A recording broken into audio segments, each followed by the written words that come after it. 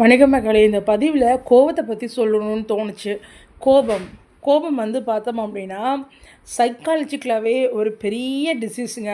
ஏன்னா இந்த டிசீஸ் எப்படி வரும்னா பிரெயினில் தான் உருவாகும்னு சொல்கிறாங்க. எல்லா ஹார்மோன் மாதிரி கோபத்தை கொடுக்கக்கூடிய ஒரு ஹார்மோன் இருக்காமா. அதோட பேர் எபைப்ரைன் அப்படின்னு சொல்கிறாங்க. இந்த எபைப்ரைன்கிற ஒரு ஹார்மோன் என்ன ஆகும்னா உடம்புல பிரெயினில் அதிகமாக உற்பத்தி ஆகும்போது நமக்கு இந்த எரிச்சல் உணர்வு, வெறுப்புணர்வு, அமைதி இல்லாமல் போகிறது, இதனாச்சும் கோவத்தில் வந்து டமால் டுமில் ஃபைட்டு அப்படின்றது ஃபைட் அண்டு ஃப்ளை மொமெண்ட்டை வந்து க்ரியேட் பண்ணி கொடுத்துருமா. அதனால் கோபப்படுற மனிதர்கள் யாராவது இருந்தீங்கன்னா அவங்கெல்லாம் நாம் நல்லா புரிஞ்சுக்கிற ஒரு விஷயம் என்னென்னா, when anger occurs in our mind, it's not our problem because our brain reacting with some enzymes and some hormones னு புரிஞ்சுக்கணும். அந்த ஹார்மோன் பேர் எபைப்ரைன். அதே மாதிரி அடர்னலைன் அப்படின்னு சொல்லப்படுற ஒரு ஹார்மோன். அடர்னலைன் இல்லை, லோ செரோட்டோனின் ஹார்மோன், கரெக்ட். அப்போது இப்படி இந்த சம் ஹார்மோன்ஸ், அதாவது சென்ஸ் ஆஃப் கில்ட் இல்லை, சென்ஸ் ஆஃப் ஹட், வெறுக்கிற மாதிரியான உணர்வை கொடுக்கறது, வெறுப்பு,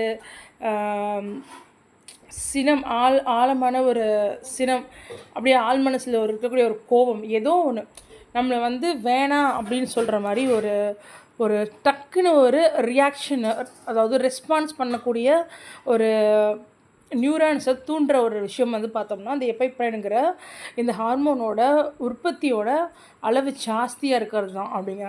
ஸோ கோபம் எப்போலாம் வரும்போதுலாம் நம்ம எபைப்ரைன் அப்படிங்கிற விஷயத்த நினச்சிக்கிறோம். ஏன்னா கோவப்படுறது நாம தான், பட் நம்மளை கோவப்பட வைக்கிறது இந்த எபைப்ரைன்கிற ஹார்மோன் அப்படிங்கிறது தெரிஞ்சுக்கிட்டோம் அப்படின்னா கோவத்தை வி கம் டு கண்ட்ரோல்.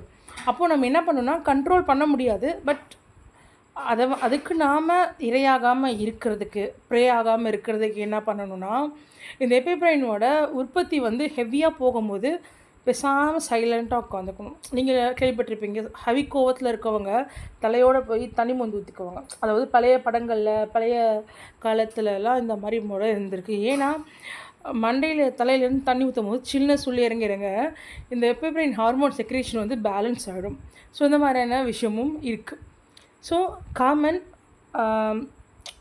காமாக உட்காந்துட்டாவே, எதுவும் யோசிக்காமல் உட்காந்துட்டாவே எபைப்ரைனோட உற்பத்தி வந்து அப்படியே ரெடியூஸ் ஆகி பேலன்ஸ் ஆகிடும்.